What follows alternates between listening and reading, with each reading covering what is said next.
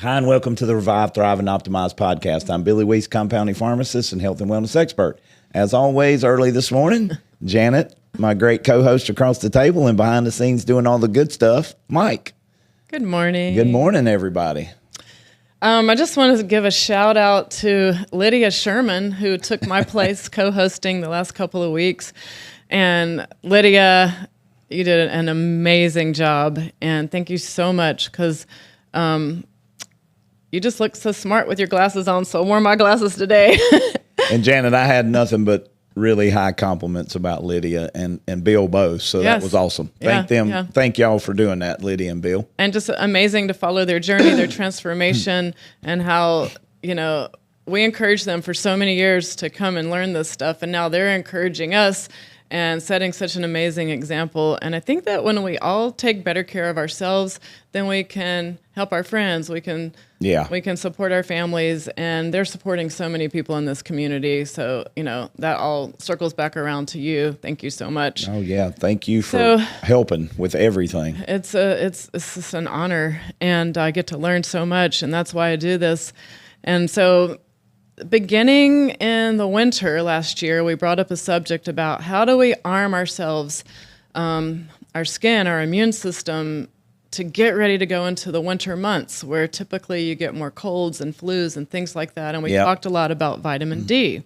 Well, now it's coming up on 4th of July. It's summer, and it is supposed to be over 100 degrees almost every day this week.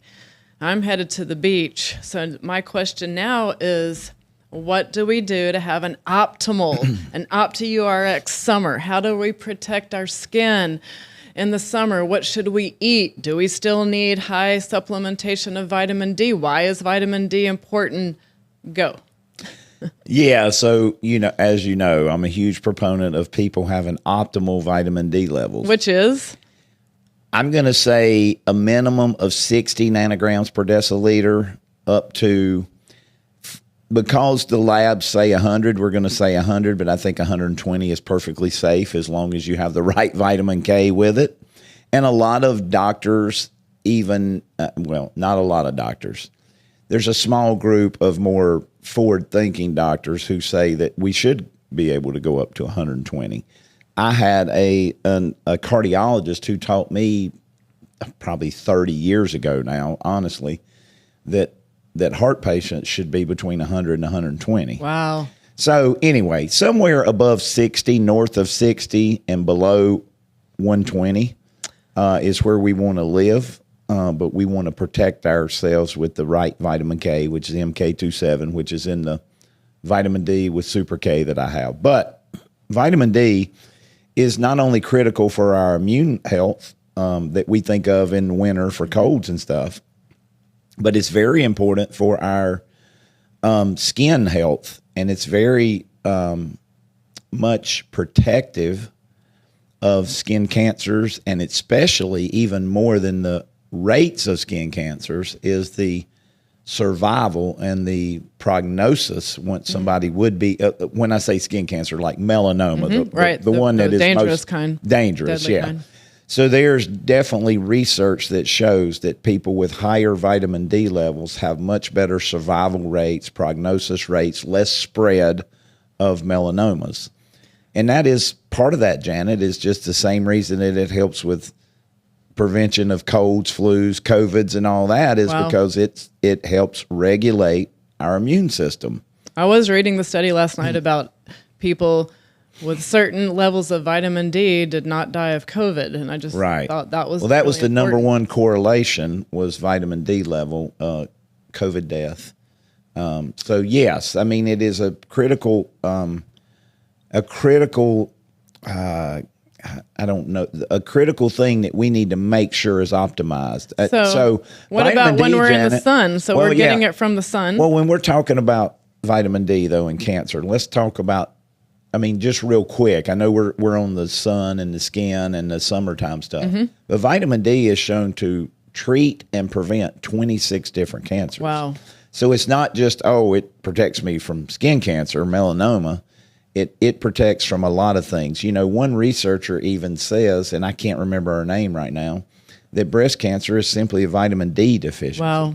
Now, I don't know that we can make it that simple, but there's a lot of research that points to women with optimal vitamin D levels have lower rates of, of breast cancer. I read a study last night that said the more sun exposure, the less colorectal, prostate, and breast cancer. Yeah, so I think, Janet, that what I reviewed and looked at just now, this morning, when you said this is what we're going to talk about, was that regular sun exposure without burning very actually important. Reduces skin cancer. So not just Yeah. the ones that Yeah, you just but named, skin cancer. but skin cancer. And I think that we can think about this just logically, okay? So what is one of the biggest things that we've talked about in the past and that we try to do all the time? Red light bed. Now, I tell everybody the red light bed gives you all the benefits of the sun, which are so many we can't name them all. Right. The sun is the thing that keeps us alive, but yet we keep hearing stay out of the sun. It keeps everything alive, not just us. Right. Yeah. I mean, it keeps all the plants and everything We don't alive. need to totally avoid it. No. So red light or sunlight has so many benefits that if we use it, what's the word I want to say? If we use it without getting burned, we can get the benefits without the negative effects. Okay. Right, without worrying about the skin cancer. Things like knowing that people who are in the sun more regular, who don't get burned, have lower rates of skin cancer, should really clue us in on why we need to be in the sun, because we need it for our skin.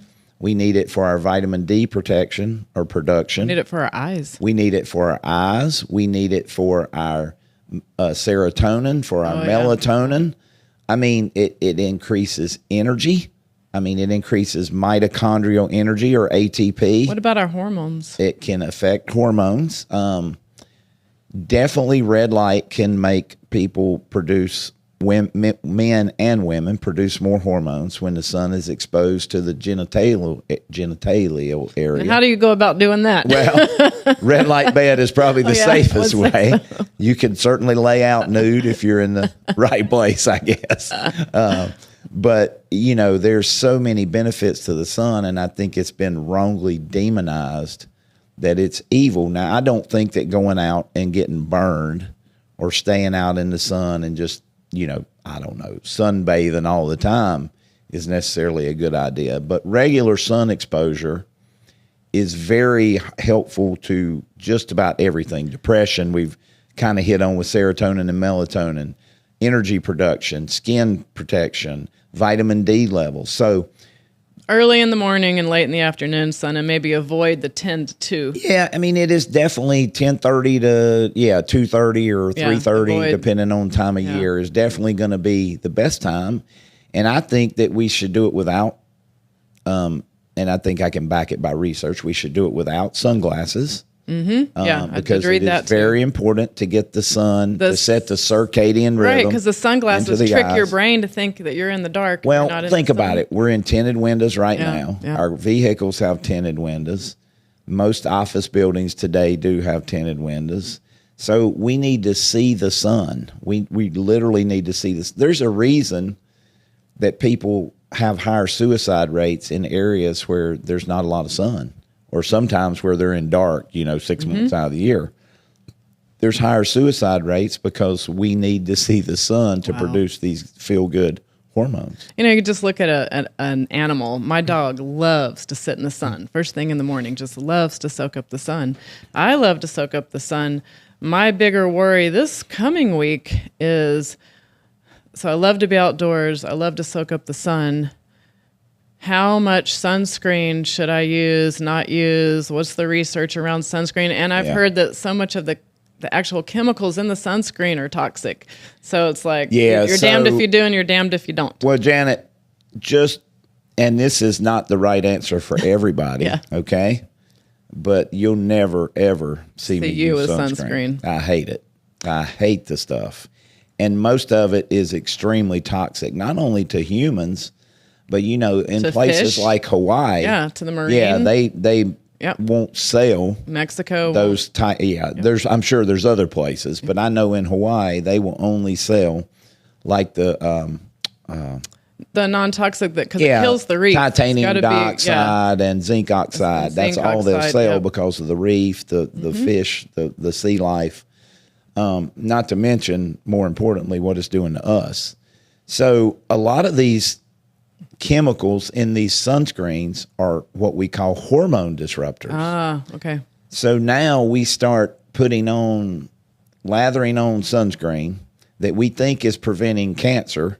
And maybe it might. I don't think it does, but I think we could probably find studies that it might promote skin I did cancer. find a study that said people who work indoors get more skin cancer than people who work outdoors in the sun all day long. Yeah, and I don't doubt that for a second because of how important we already discussed the sun is to our life.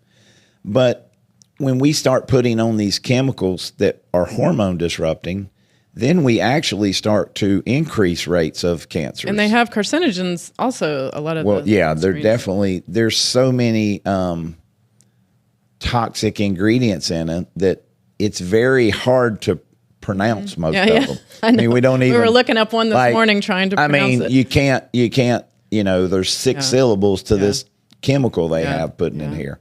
So it's just not natural. Now, I love to wear those self tanners. It's got a little bit of sunscreen and then it bronzes your skin. And I was like, okay, so it looks like I've got a tan and I've still got some protection, but I've read that those bronzers make it so that your skin actually absorbs more of the harmful rays.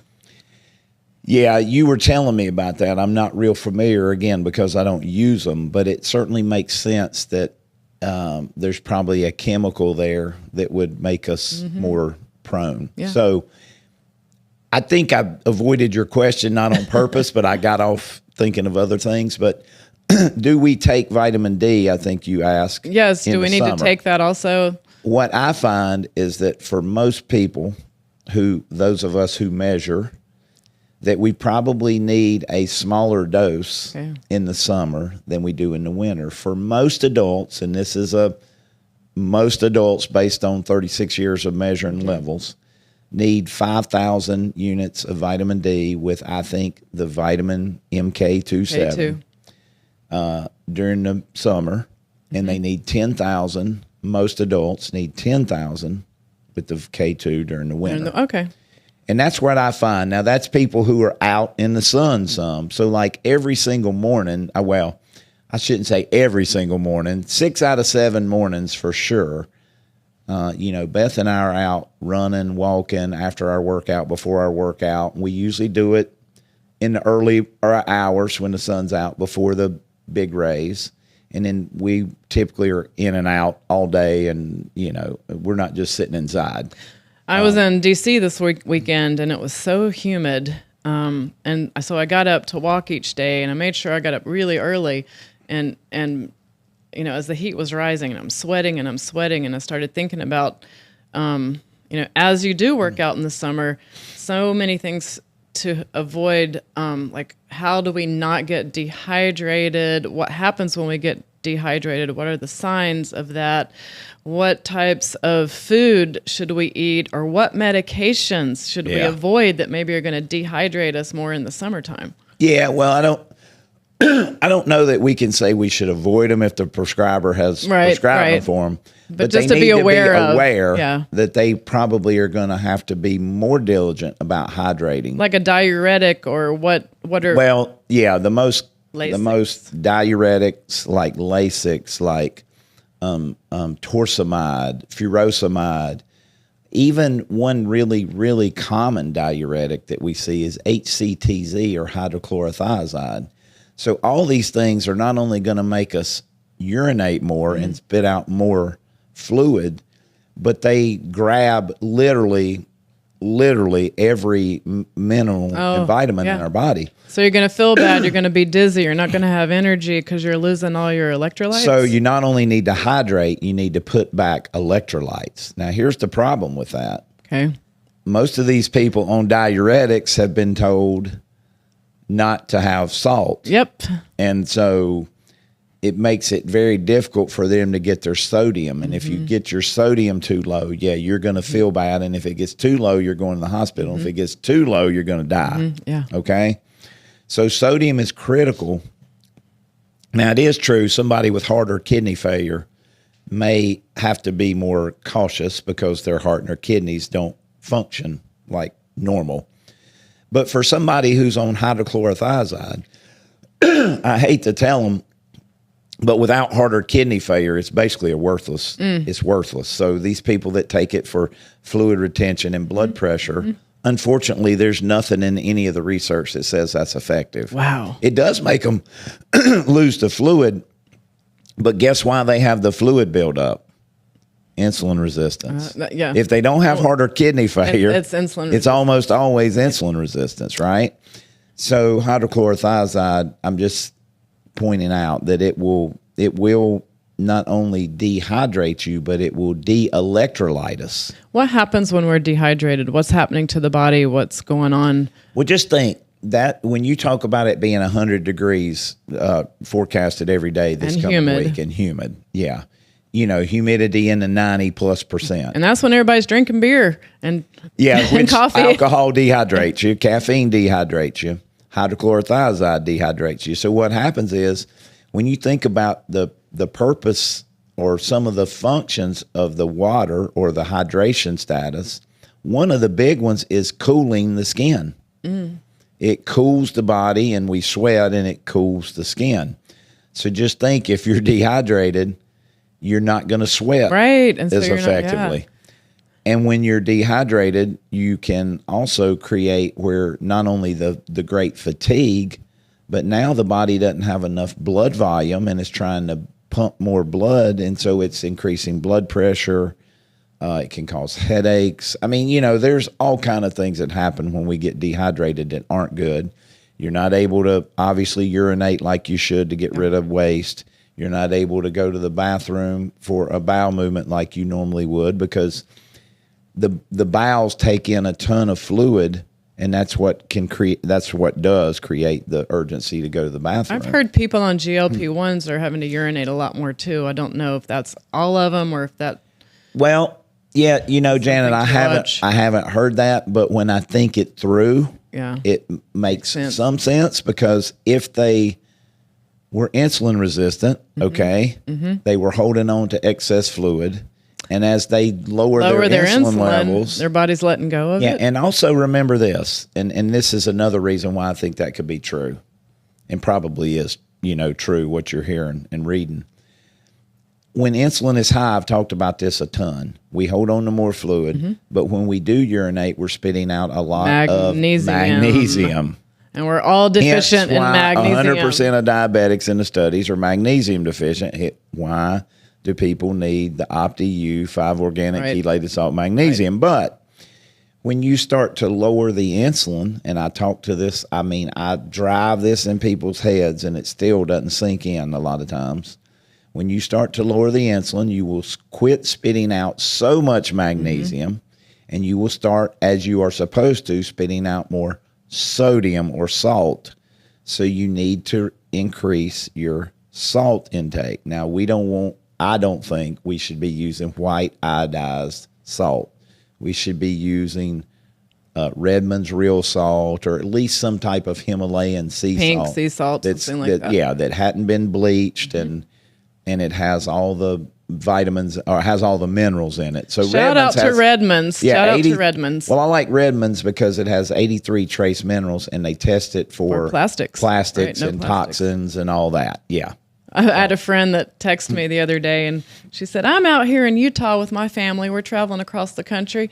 And I just walked into a store in the middle of nowhere and they have Redmond sea salt. And she Yeah. sent me a picture. Yeah, you know, I think you can tour the mine or whatever Yeah, I you think call that's it where they were close where to they there. make it and Yeah. get it. And I think that'd be cool sometime. I put Redmond's sea salt in my coffee every morning. Okay. Just to kind of try to counteract a little bit of the dehydration I'm going to have. Well, so what people need to do is they need to be hydrating with water and they need to be adding Not out of a plastic electrolytes. bottle. No, no. As a matter of fact, one of the reasons that, only thing that you and I drink and promote is Kangen water. And that is because it is I know it sounds crazy, but I can show them.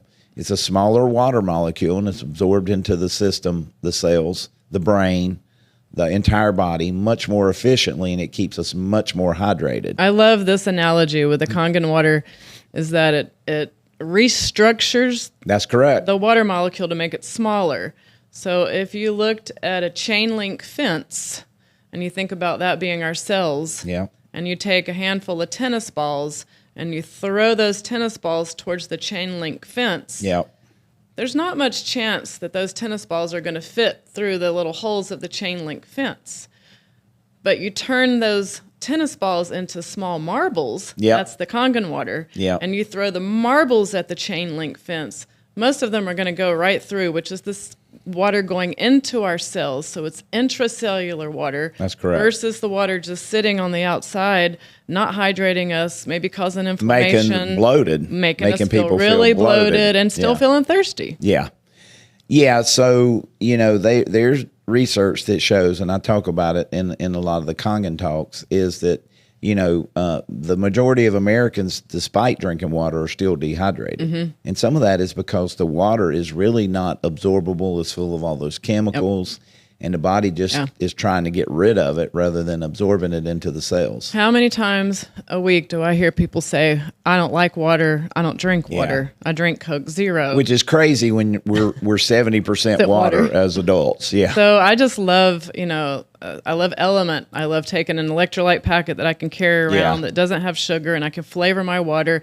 And the grandkids love it. They'll drink more. And we use UCAN. So UCAN. same idea. Yep, Element's a great product. UCAN's a and great then product. Those are clean with There's no another one that you have flavors that I and use. colors. Can't think the name of it, but just Yeah. look for a sugar-free, high-quality electrolyte. Well, be careful on sugar-free because then we'll get into artificial you don't want sweeteners that and either. artificial True. colors and True. flavors. So Right. I would just try to stick with Element or UCAN. Those two brands are very high quality and very clean. LMNT and then UCAN. That's correct. UCAN. Yeah. So talking about hydration, and then there's food. So I was reading that in the summer you need more food with high water content, like watermelon or cucumber, and that those are also very easy to digest. And when you're going to eat your bigger meals that are mostly meat and harder to digest, do that when it's not so hot outside. So maybe have that in the evening, and then your body temperature won't get your core body temperature, I guess, gets higher when you're trying to digest food. I talk about it a lot, is how that digestion takes a lot of energy. It takes a lot of work for the body. Which is why I take your digestive enzyme Which is with all why, my again, meals. yeah, we have the complete digestive enzyme to take that load off. So without the enzymes, it is important to think about how much work your body's going to have to do. Well, so I was staying with friends this weekend in DC, and one of them had just started taking GLP-1, taking tirzepatide or Zepbound is what he was taking. And he was on his second week of it and found that he was getting very constipated, but also getting reflux. So I went into my bag and I had 4 extra digestive enzymes that I shared, and it started to really help him. Like the next day when he took those with his meals, he wasn't getting the reflux. Right. And he was starting to have some movement. Well, we talk about it all the time. Anybody on any heartburn meds, any of those, we can use the probiotics and enzymes that I formulate, and it will fix it Absolutely. 99.9% of the time. Yep. Janet, I think we kind of shortchanged the drug talk. We did talk about the major, the biggest offender, which would be the diuretics. Mm-hmm. But I think some of the common things that people use that we hadn't talked about are like ACE inhibitors and ARBs. What's Those that? are 2 classes of blood pressure drugs. Oh. So you think about something like metoprolol, not metoprolol, that's a beta blocker, but you think about something like losartan that's an ARB. Or you think about an ACE inhibitor like lisinopril. And these are all blood pressure. There's a lot medications? of them in those categories. Those can cause you to lose your thirst mechanism. Wow. And so now you don't realize feel that you're as thirsty, okay? And then you have very, very common things like antihistamines. Oh yeah. Now think Yeah. about this time of year. Totally dehydrates People you. are taking these antihistamines for their allergies. Summer allergies. Yeah, and now those can dehydrate the body. So we have to really think this through. Laxatives can do Yes. that. Absolutely. I think that's probably the most common things that I can think of, but people don't realize that some of these drugs just cause us not to be as thirsty. You know, and So you'll we have see- to think to drink. I tell Yes. people to measure and to have an app that will Show how keep much up water. with how much they're drinking. You can get a water bottle that will light up, or it will ding when it's time for you to drink more water. I notice it's harder in the elderly population to keep them hydrated, and then they get dizzy and faint. But also with the grandkids, sort of the first sign is they get headaches, Yes. and they get grouchy, and they well, don't and feel they'll be good. fatigued, lethargic. Yeah. Yes. Now, with sun exposure and being able to be outside more in the summer, one of the things I love is that when I'm outside, it feels like sometimes the air is actually cleaner outdoors than it is in some indoor spaces. And I don't think that people realize how actually toxic the air inside their house can be. So in the summertime, take advantage of getting outside and then go back and start really thinking about what fragrances are in your house and get rid of the plug-ins and get rid of the toxic candles and the carpet fresh and the laundry detergents that have the forever chemicals and all the these things. cleaners. And the cleaners. The cleaners that they use. You know, it are burns so my toxic. eyes, and Yeah. I get an immediate reaction of allergy and asthma when I get around all these fragrances. And am I just sensitive, or is that... No, you're just you understand your body is not used to those things. And so you, like myself and many others I know, even Mike was talking about it, like he can't stand to be Yeah. around stuff like Windex. Yeah, just perfumes, So any of that when we're stuff. not around any of that, our bodies become very sensitive to those smells. If I walk in a place with a Glade plug-in. plug-in, or I go unplug it or immediately. a candle. Yeah, I mean, look, I went into a gym one time, Beth and I, to work out, and there were two of them, and I was like, I'm unplugging yeah, these. yeah, you She's don't wanna like, breathe "Please that do." stuff. Yeah, like I can't handle it. So Well, and then, you know, also thinking about when we're outside, we're sweating more, and what type of clothing that we need to keep ourselves cooler. So obviously, you know, natural fibers and cotton and linen and things like that are very cooling. But so much of the time we're wearing those sort of sunscreen shirts that are made out of plastic, and then we're sweating, and that's getting into our skin. So like it's this ongoing battle of... yeah, and I'm probably guilty of wearing things that, because it's one of those things you just don't think so much about. But keeping our bodies, I mean, our skin is our biggest organ, right? So we don't want to be, and that's why I think sunscreen is such a, I mean, I just cringe when I see people putting it on, or even worse, spraying it on their kids. And, you know, there's research that shows that they're not only absorbing that toxic chemical through their skin, but now they're breathing it in. Lungs. You ever smelled that? I If can't somebody stand is that. upwind on you on I that? cannot stand that Oh, spray God. sunscreen. It I can't. kills me. Yeah. And it's invading everybody else's privacy. So at least get them some zinc oxide or titanium dioxide sunscreen and just rub it on them. And keep them out of the sun, maybe from 11 to 2. And, Yeah. you know, go Yeah. early morning sun and late afternoon sun. Yeah. And then when we're working out, start thinking about natural fiber clothes, Yes. especially women in our leggings and wearing the, you know, most leggings are made out of recycled plastic bottles. And Yeah. then we're getting that Yeah. into our skin. Well, the other thing that I thought about too, Janet, outside of the sunscreen, the clothes, the drugs that we've named so far, a big category I left out were the diabetes drugs. Oh, okay. So when we think about Like drugs like metformin, Okay. can cause dehydration.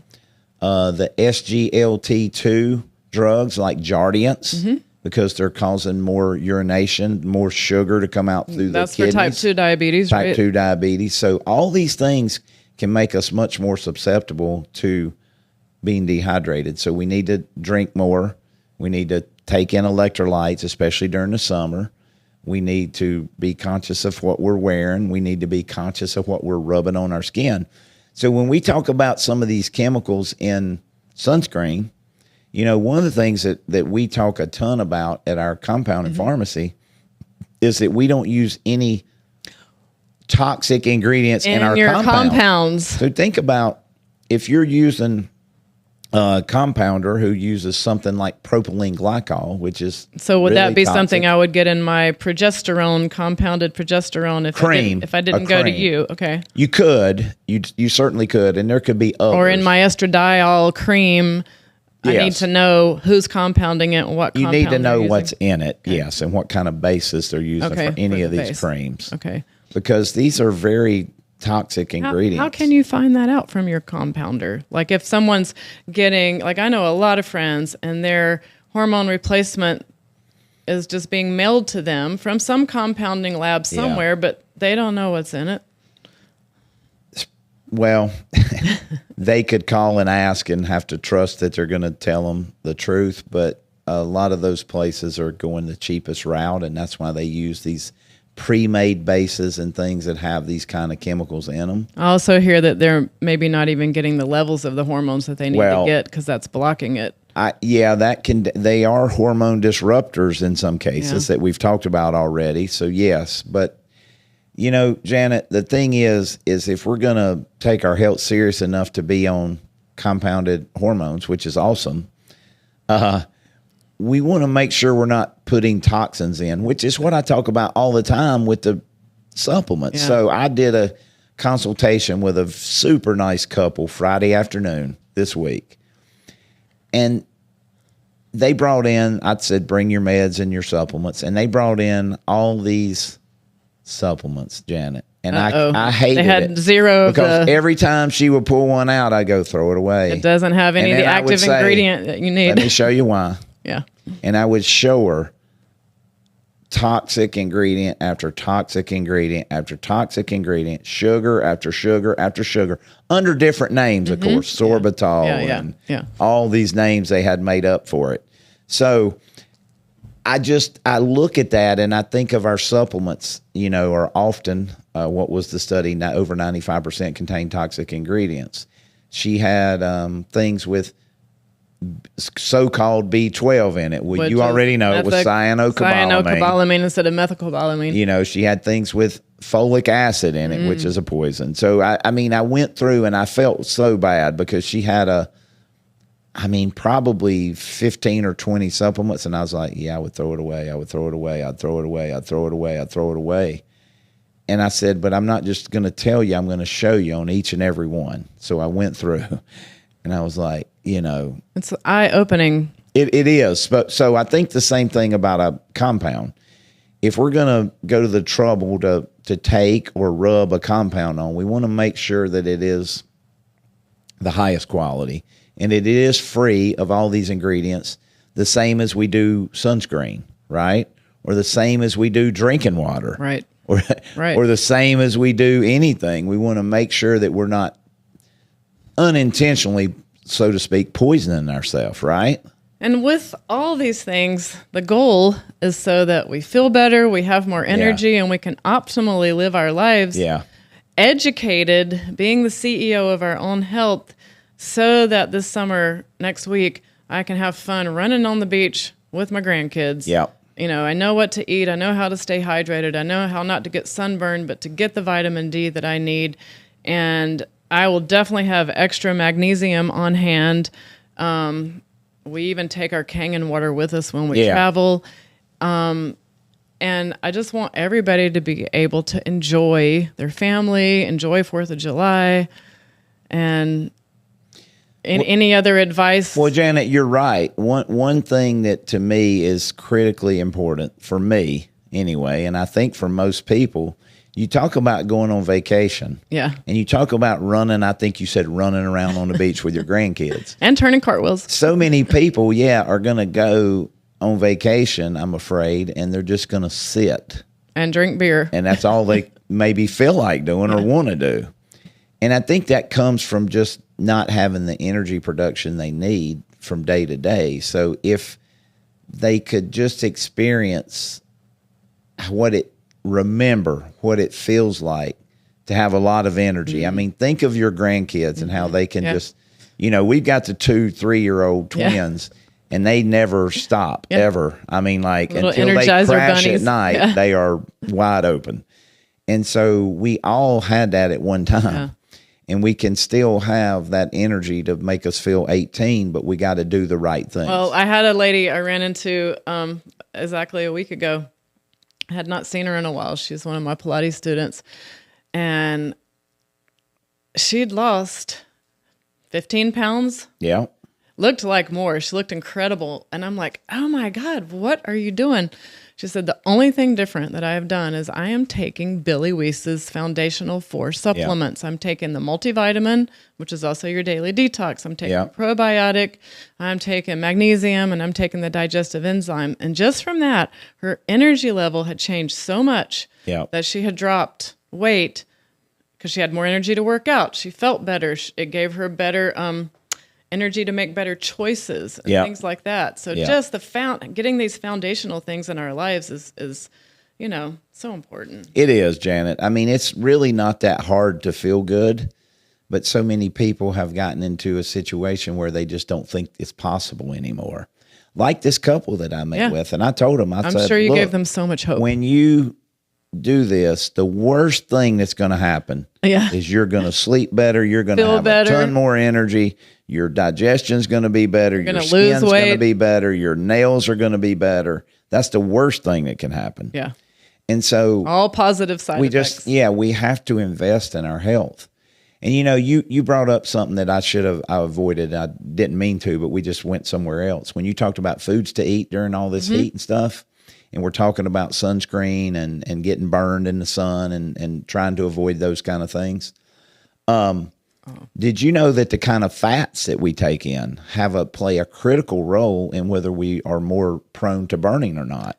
So the omega-6 or seed oils that are very unstable, at heat when they're heated. And give us an example of what. Okay, so canola oil, peanut oil, safflower, sunflower. I'm missing a big one though. Soybean oil. Those things are unstable. Okay, Most coffee creamers they're that you're omega-6 using. fats.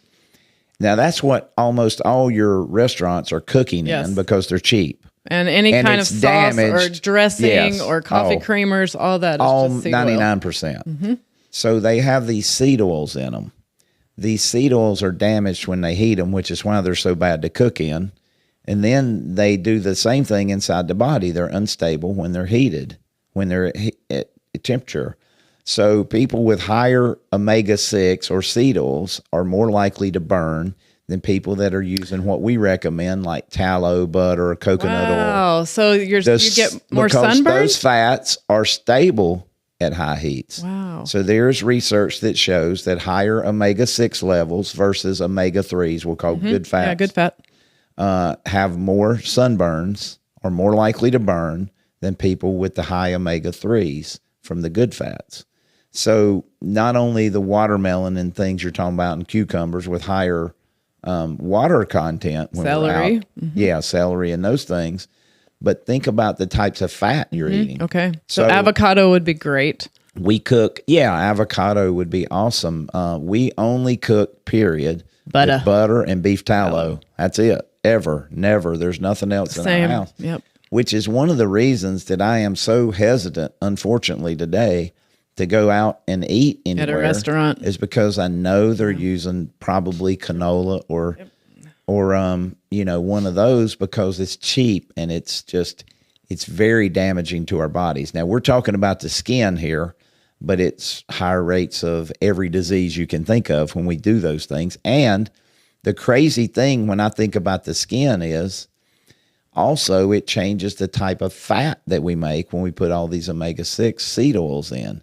And it actually makes more visceral fat, and it makes it makes the fat harder to get rid of, to burn. Yeah, so it's the fat that's more dangerous. We have the really bad effects of more fat, more visceral fat, and harder to burn visceral fat than if we were doing the more stable fats such as butter and tallow and leaf lard and those kind of things. Right.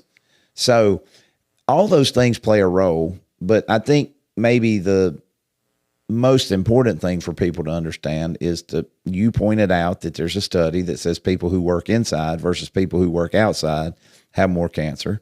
There's research that shows that people who get sensible, I'll call it, sun exposure on a routine basis have less skin cancers than people who don't, or people who burn. And so we should not fear the sun.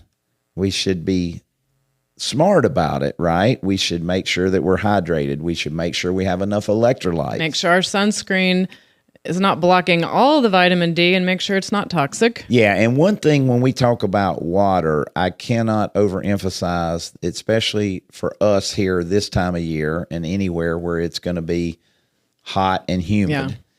You have to put back not just water, but you have to put back electrolytes. Yeah. Now, I learned this from Mort Farina, and I'll never forget this lesson he told me. So unfortunately, and for $1 million, I couldn't tell you who it was, but there was an Olympic marathoner who died during a race. And I'll never forget Mort using that as a teaching moment. Wow. And he said, why would a guy in that kind of shape die in this race? And wherever they were, it was very hot and humid. He was dehydrated? And he was drinking a lot of water, it seemed, as they went back and reviewed, but he wasn't getting enough electrolytes. So he could be overhydrated. Mort told me something. He said he diluted his electrolytes. And he said, I suspect that what happened was, because, of course, they had people to come help him. They were shocking, doing all their stuff, CPR, shock.